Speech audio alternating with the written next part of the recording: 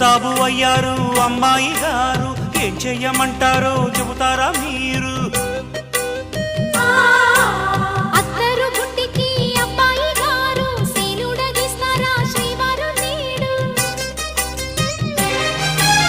అందాక వచ్చాక ఉయ్యాలో నీకు అగచాటు తప్పేనా డియాలో?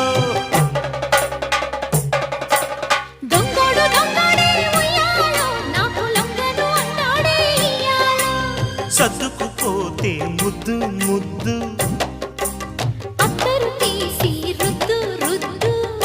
సొగసరివే